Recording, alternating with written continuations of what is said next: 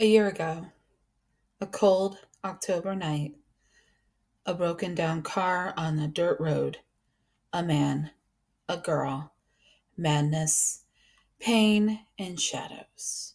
My God, the shadows. That is a speech from James O'Barr's classic, The Crow. It's something that our protagonist of the story, Eric Draven, says some variation of a few times in the story.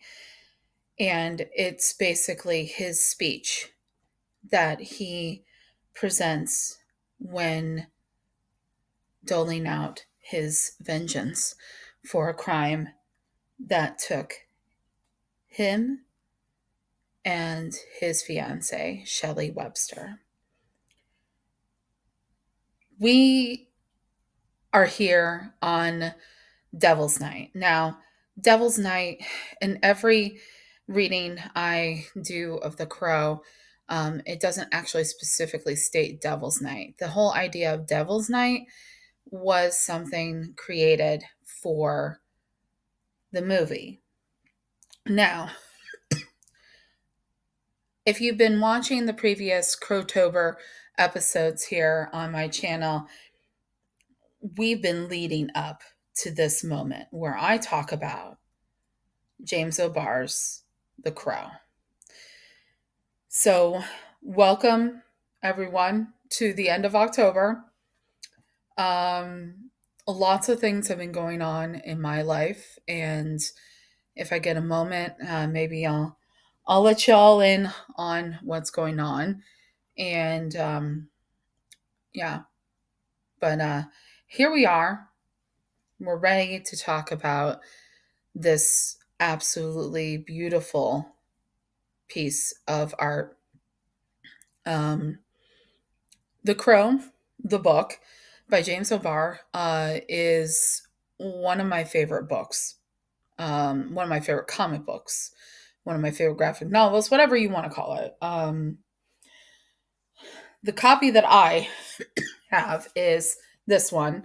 It is a collected edition, classic collected edition, that is an on anniversary um, special edition, whatever you want to call it.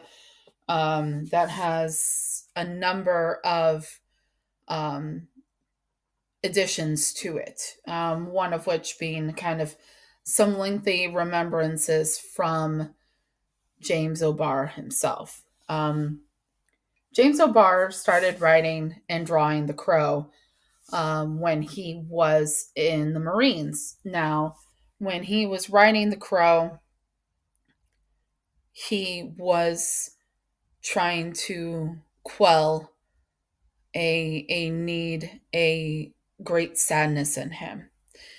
That sadness, people come to find out, is the untimely death of his fiance, his girlfriend, his Shelley, as it would be. So today, this evening on Devil's Night, we're going to talk about The Crow here on Officially Unofficial Geek, as we've been talking about different versions of The Crow all month. And this one in particular is the most important to me. It is the original. It is the original text. Plus, then, if you can ever get it, I know that I was talking to some friends about possibly doing the show with me, um, but they were finding it hard to find The Crow in their library. So really, it's one of those things where it's like you're probably, if you really just want to read The Crow, um, unless you have a friend that has it nearby or what have you, it's probably just best to go ahead and buy it. And I'm going to tell you right now, if you buy it, if you are into ultra violent um, stories of love, lost,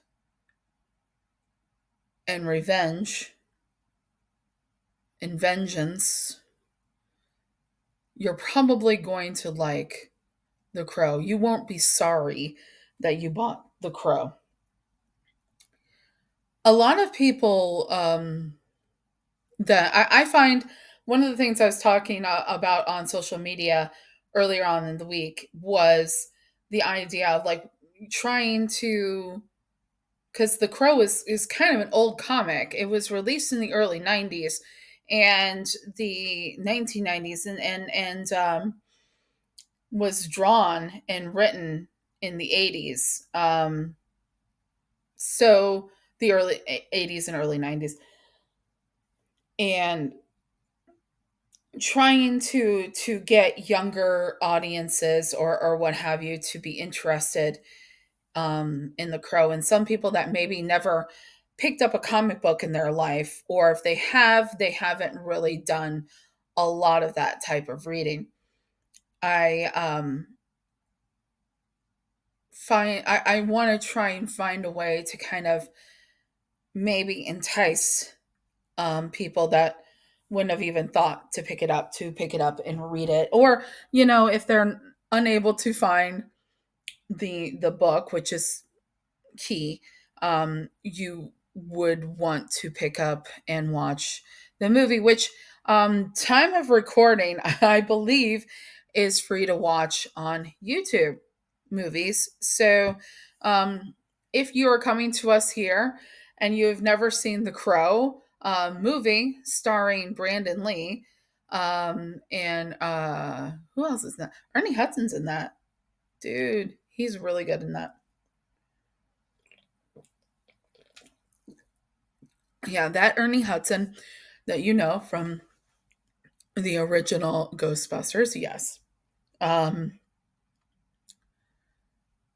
the soundtrack of that movie is also the like one of, if not the best, soundtrack of the 90s. If there were songs that are perfectly paired with a movie, that would be it. That soundtrack would be it.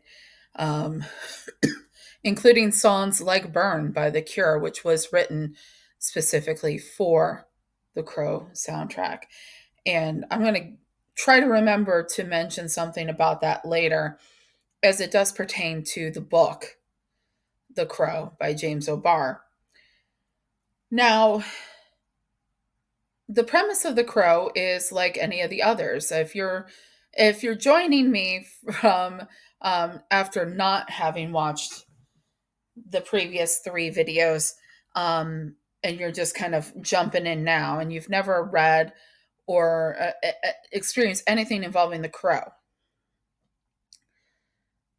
the story concept is basically this: somebody dies a unfair or violent death and their soul cannot rest, so a crow comes back and helps them put, so to speak, the wrong things right, as mentioned in the movie.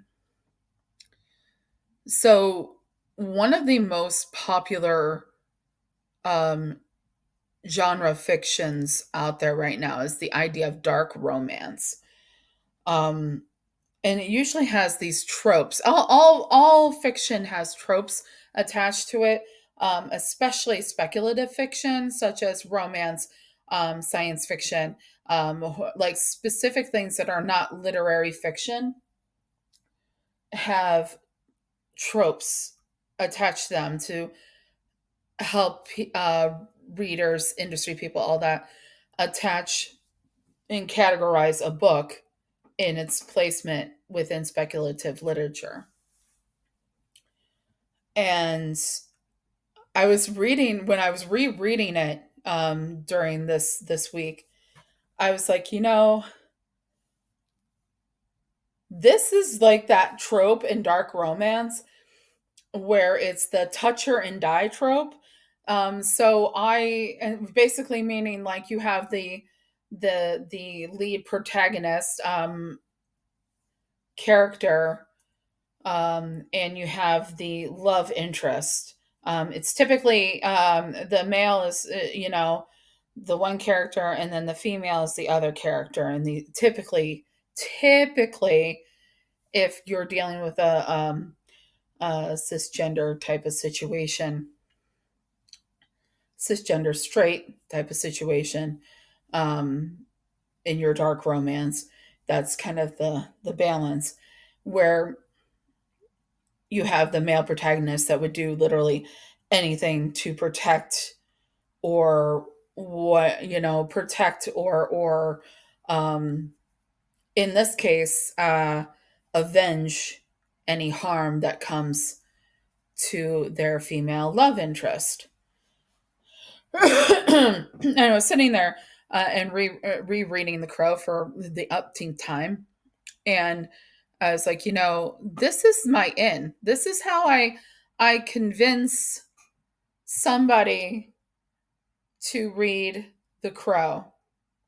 Is that The Crow, at its, especially this version in particular, is very much a touch her and die trope. So what happens is as typical with these kind of stories, Eric Draven and his fiance Shelley are murdered in the prime of their life before they are able to get married. So what happens is the Crow then gives Eric the chance to come back to life and seek revenge, which is what he does throughout the entire book. I mean, we could stop the video right there. We really could, and just be like, this is one of those things where it's like he is doing all of these things. He has come back from the dead. Yes, he might be a little bit hurt that he's dead, but when it comes right down to it, the major driving factor throughout all of this is that Shelley, what happened to Shelley. And when you read it and you add the fact that especially if you're reading like the accompanying letters and stuff like that, the accompanying letter forward type of situation, in this particular volume, special edition of the book, written by James O'Barr, where he basically sits there and he tells you that he wrote the book to try and deal with the immense pain he was feeling because one night his girlfriend was murdered by a drunk driver. So when you read The Crow, you are basically being invited in to this intense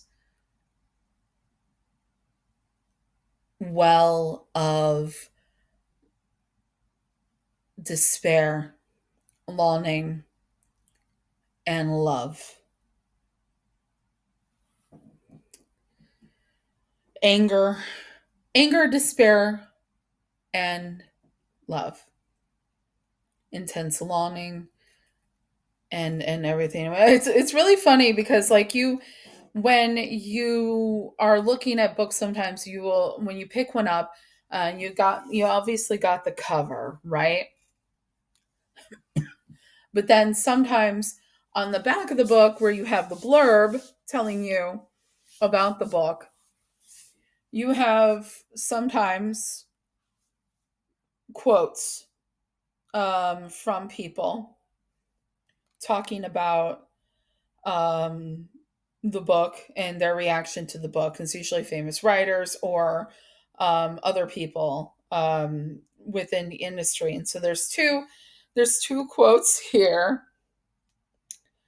I want to go ahead and kind of, because if you've never read The Crow, if you happen to be one of those few people, I feel that would be coming across my channel has never read The Crow, I don't want to give too much of it away, except for, or if you've never seen it, which I will talk a little bit about the movie too. Um, I don't want to give too many specifics away. I kind of just want to entice you to read it.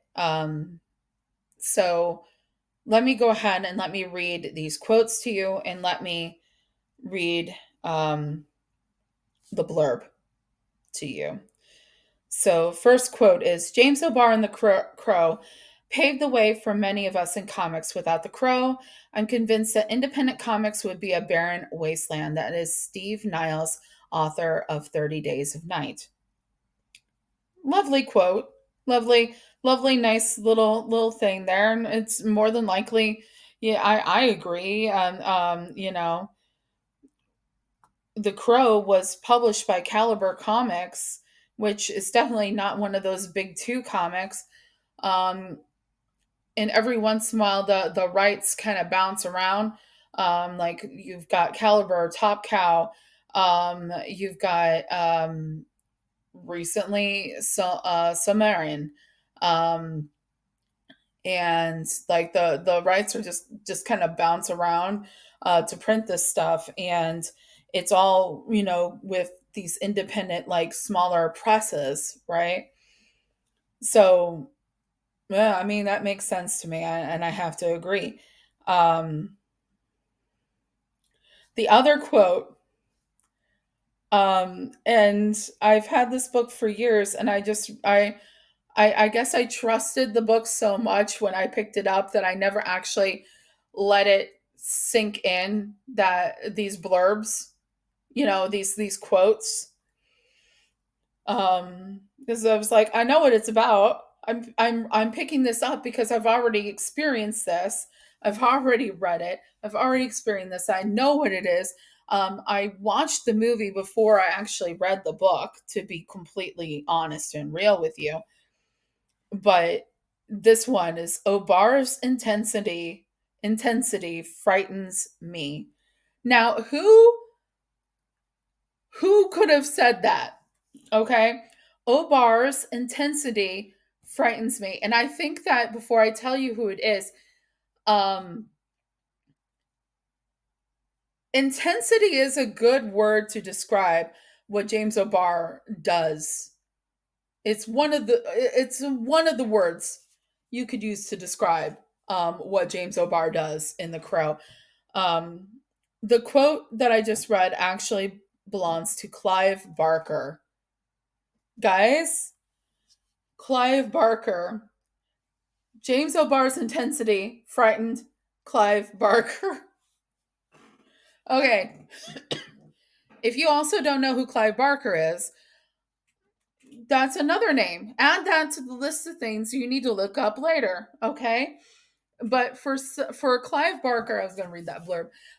For Clive Barker to say that somebody's intensity frightens him, that's saying something. That is saying something. That's definitely saying something. Okay, so here's the blurb, in case that hasn't enticed you enough to read The Crow.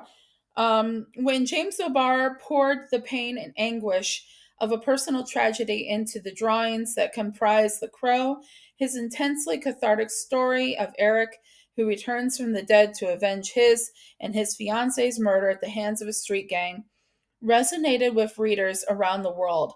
Now, the illustrated tale that became the thrilling and spectacular screen triumph is re released in an expanded version the author originally intended, complete with 30 pages of never before seen artwork, including a new closing segment, Sparkle Horse, and the touching new scene in August Noel. It is very touching.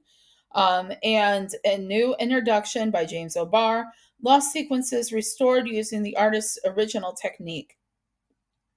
This is The Crow like you've never seen it before, the powerful journey of an avenging angel and the celebration of true love, as fierce, intelligent, and unforgettable as when it was first conceived.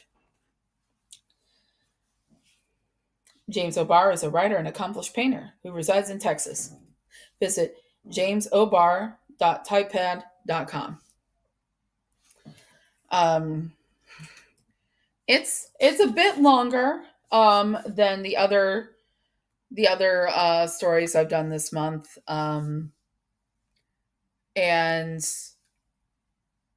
I can't think of any other way that that blurb could have been more descriptive in a complete way to describe what we've got here. Um, One of the best ways to talk about the Crow book and its impact is to also, I feel like, when you're done talking about the actual book, which I I want you guys to go read it. It's uh to say that someone like me is at a loss for words about describing the impact that the book has would it is that should say something to you all, and I hope it does. And I think that if you are somebody that likes the idea of dark romance, of romance in general, of violent, vengeful stories, then with, like Clive Barker said, intensity that frightens him, um, The Crow is definitely a book for you to read. Definitely check out James O'Barr's The Crow. Um, well, one of the things that you that kind of just marks the importance and the reach of this movie would be, or with this book would be, the movie. And so let's go ahead and maybe talk a little bit about that now. So I'm going to take a small breather for a second, and I'm going to come back and I'm going to talk to you about the book plus the movie. The movie released um, in May 13th, in May the 13th of 1994, was the final film. Let's just go ahead and jump right into it, guys. It was the final film of the short career of Brandon Lee. Brandon Lee being the character of Eric Draven.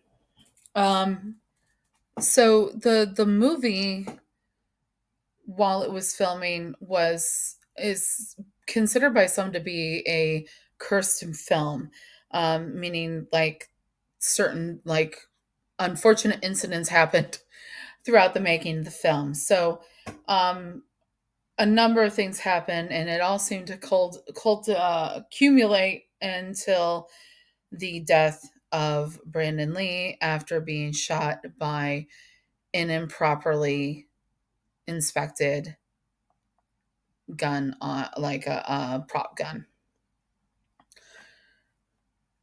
We have had incidents like that happen since then. See also the Baldwin incident on the set of the movie Rust. Um, that was actually a recent occasion of something very similar.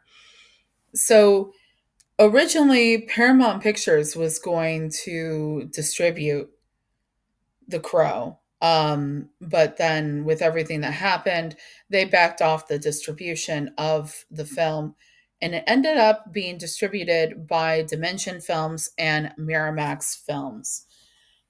So when the movie premiered, the movie itself had a budget of $24 million, and the box office nabbed 94 million.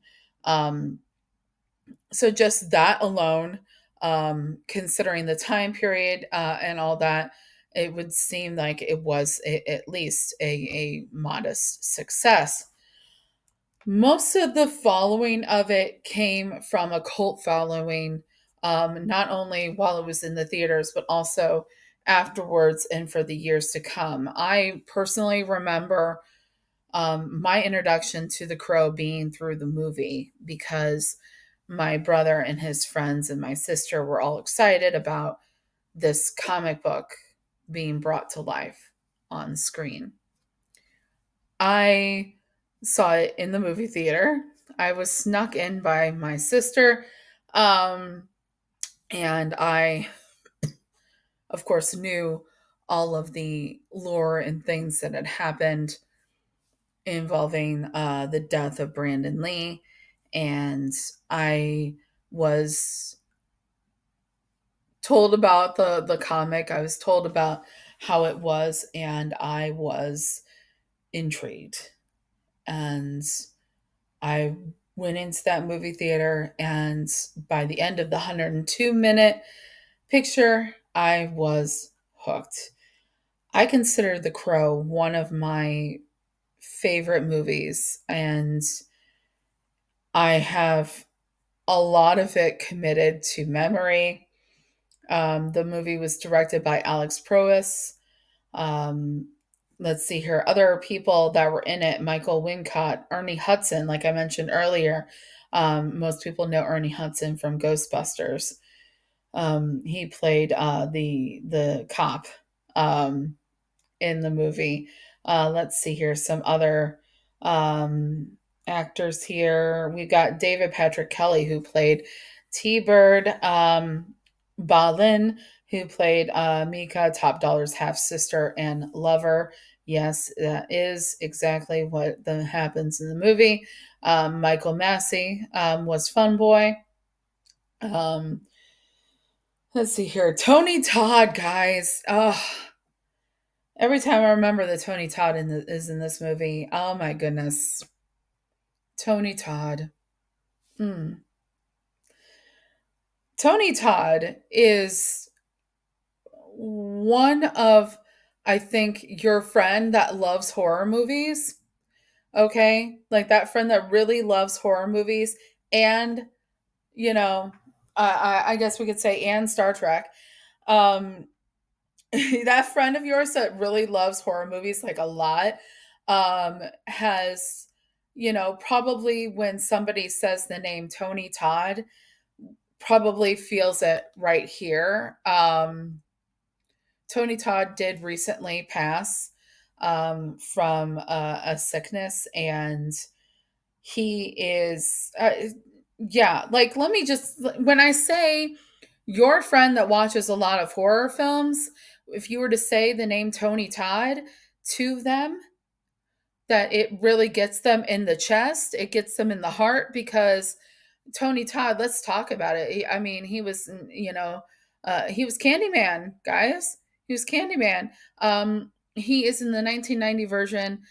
Just to name a couple things, he is Candyman, and he is in the 1990 version of Night of the Living Dead, which is my personal favorite version of Night of the Living Dead. Tony Todd is in that. He was in Star Trek. He was in The Crow. Uh, so yeah, just to name a few things that people know, usually even if they're not horror fans. Tony Todd is the shit. Okay, God rest his soul. Just Night of the Living Dead. 1990 version. Okay, first off, if you're a person that likes zombie movies, if you're a person that likes Romero, excuse me, Romero zombies, and you've never seen the 1990 version of Night of the Living Dead, you just watched the original, especially if you're a strong woman and you've watched the original Night of the Living Dead and you have dealt with that version of Barbara and you like zombie movies, do yourself a favor and watch That one, the 1990 Tony Todd version of Night of the Living Dead, you're going to appreciate the way and the presentation of Barbara a lot more than you're going to you're good than the original. Okay, I'm just saying. I'm just saying. Okay, and Tony Todd happens to be involved, but Tony Todd is in The Crow, and every time I remember that, I get a little warm fuzzy because Tony Todd. Um, the movie is one of those things where it had enough of a backing and everything like that it spawned a TV show and sequels. And for the longest time, everybody and their brother in Hollywood wanted to do a remake of The Crow. And one by one, all of them would be like, you know, we're going to do The Crow. We're going to do another Eric Draven. We're going to redo The Crow. And one by one, all of them never went to print until the thing in 2024, y'all. Um, I went into that. I went into that with an open mind, and I really did not like it at all. Um, but that's a whole other time, a whole other video, whole other time. The soundtrack for The Crow is absolutely amazing. It's one of the lead track on the soundtrack is a track by The Cure. It was written for the movie. Okay, there was some that were covers in there, and then there were some that were written for the movie.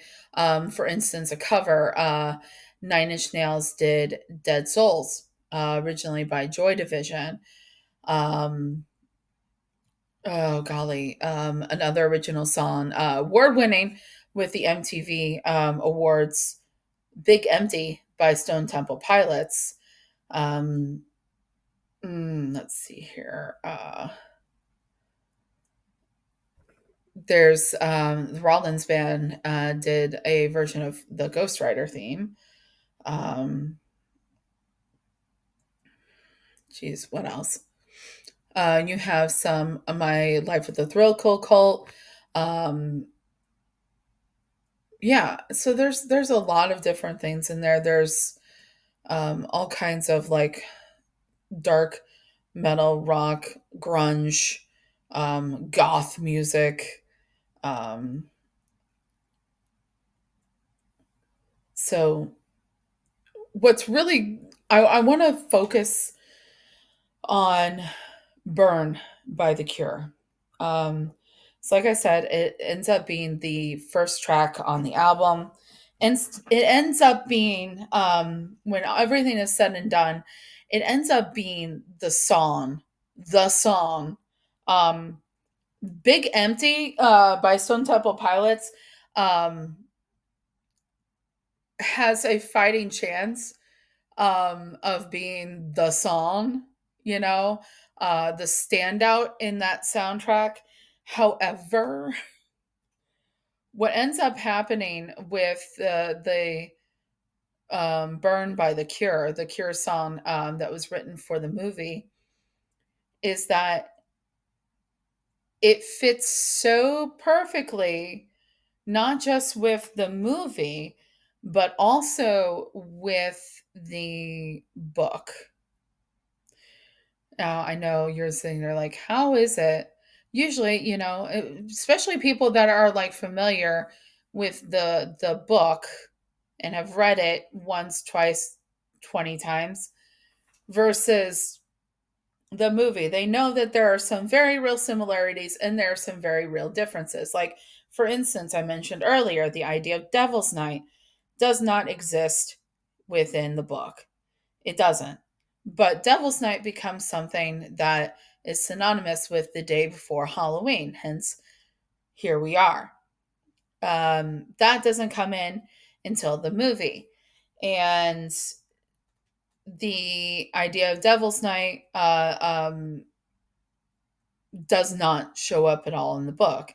And the idea in the book is that it is in October, um, but very specifically in the movie, Devil's Night is in October. Devil's Night is the night before Halloween. It also ends up being the night before what would have been Eric Draven and Shelley Webster's wedding.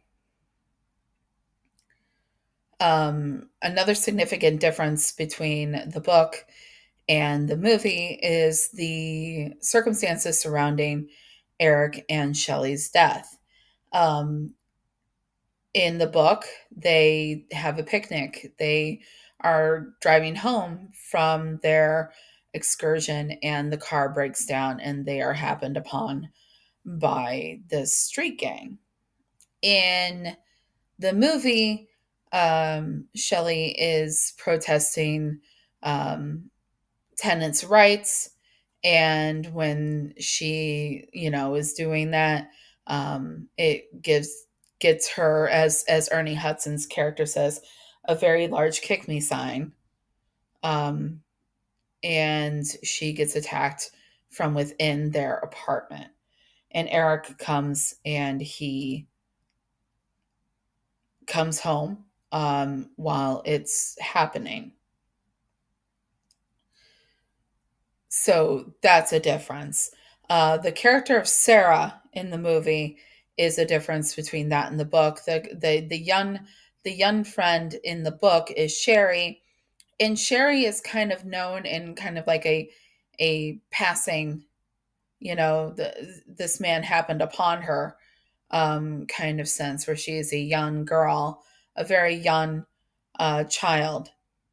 Um, Childlike, very childlike, where Sarah is childlike, but she's childlike in the way of like a preteen or a teenager. And she in the movie, has a well versed knowledge and is friends with Shelley and Eric. And there's the difference of the police officer that Ernie Hudson played, has a bigger role in the movie than he does in the book. Though he is present, it's a smaller role in the book than it is in the movie. There are certain scenes that are a little bit different, but a lot of it is very similar. Um, in the book, one of the first characters that is killed by Eric is Tintin, and that's the character that's killed first with the knives in the beginning of the book. So there are similarities, there are differences. Gabrielle does exist in both the book and the movie. That's the cat. Yes, I'm a cat person. I'm going to mention the cat. One of the things that I always thought was interesting, and I caught on to this. Um, I am sad to say I caught on to this like kind of late in life. There in the movie, there's this instance where Eric can touch someone and see their memories, and he does that with the police officer, and it's very obvious when he's doing it with the police officer that he is getting the police officer's memories, and he's witnessing what happened to Shelley after he died, where before she died. And one of the things that I caught on to, and I'm almost ashamed to say that it took several years before this clicked for me. And like I said, by this point, I have a lot of the movie memorized. I have a lot of it, just always up here, and it's one of my favorite movies. And I realized that when he has one of the flashback scenes in the movie, that there are parts that he's remembering that he wasn't present for. And then I thought about it and I was like, at the time, he's holding the cat. So the cat is giving him his memories. And I'm just like, I was like sitting there, like, this literally like a couple years ago when I had this revelation. Obviously, it's been years. I saw it. The first time I saw The Crow was in the movie theaters, like original release. And just a couple years ago, I realized that the reason why Eric can see things that happened in that apartment before he showed up was because when he's having those memories, when he's thinking about everything, he's holding the cat. And that breaks my heart a little bit, all right? Because Gabriel, because Gabriel was remembering what happened. And it breaks my heart a little bit. It does. It, like, seriously, the poor kitty. I remember sharing that with somebody, and they kind of just looked at me and were like, "You're just now figuring that out?" I was embarrassed. I'm gonna be honest with you. I was embarrassed. I do not I do embarrass easily. But when it comes to things like this, I definitely embarrass. I definitely get embarrassed. And it yeah, I just admitted that. I just admitted that for all y'all. Congratulations. Um the impact the movie made on me, honestly, because I had probably seen the movie several times before I ever actually got around to reading the book. And I love them both separately and I love them both together. But I feel like the movie had made such an impact on me that I cannot even tell you how many times that I had shoulder length dark hair, and when I couldn't think of what else to dress up for Halloween, I would dress up as the Crow. I don't know if I have any pictures of that. Maybe somewhere I do. But I would dress up as the Crow for Halloween. Considering doing it this year. So it's the day before Halloween and I have absolutely no clue. Um, I had every desire to wear a costume this year, and I don't know yet. I'm gonna dream on it. Okay, so I'm gonna sit here, I'm gonna sleep on it, and maybe it'll come to me tomorrow. But I wish there was like any other way that I could try to convince all of you to read this book or watch that movie. Um, because I feel like once you do, this is one of those things that once you read it, you're changed. Once you read, in particular, if you get this edition of the book and you read about what James O'Barr has to say, you're changed as a person. I feel like James O'Barr, because of the impact that this book, this whole story, this whole idea has had on me and inspired me as a reader, as a writer. If I would ever be at a convention and I ever got to meet James O'Barr, I doubt I would have the ability to speak very much. I would be dumbfounded.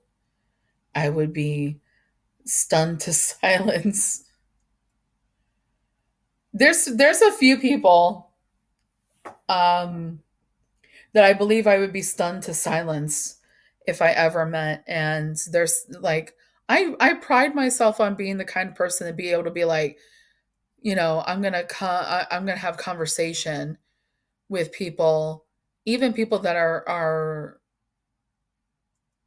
quote unquote famous, but not freak out, right? And it's like there's a line that gets crossed with certain people, like that I would just be like, you know, like, like I'm like that dude in Scanners. And um, I think James O'Barr might be one of them, guys. I don't know. I feel like James O'Barr might be one of them. I can tell you for a fact that I'm a big Doctor Who fan, if you didn't already know. I'm sure you all know. And I met Alex Kingston, who is River Song, and I just could not speak. Just could not. But James O'Barr would be one of those ones I think that I don't know. I met Malcolm McDowell, and I was able to be like, hey, I loved you in Star Trek Generations. I was seeing Malcolm McDowell at an event that was specifically like a special showing of A Clockwork Orange, and I stood in the line to meet him and you know get my picture taken with him and everything and I was like I don't want to mention, so obviously if I'm there I know about A Clockwork Orange, right? Obviously. And so I was like I am not going to mention A Clockwork Orange. He knows why I'm there. I'm there to see Clockwork Orange. He knows I freaking know it. So I was like I loved you in Star Trek Generations. So I would hope that if it ever came right down to it, that I would figure out a way to speak to James O'Barr. But in case I don't, here it is. It exists right here. The impact that this book and the movie The Crow had on me. And so I feel like that's a wonderful way to close out this video and close out October, close out Crowtober here on the Officially Unofficial Geek channel. And we're just gonna we're just gonna end it with this. That remember, if you see something, say something. Then complacent, never make a difference. So go out there and make a difference. So until next time, I'll be seeing you. Bye.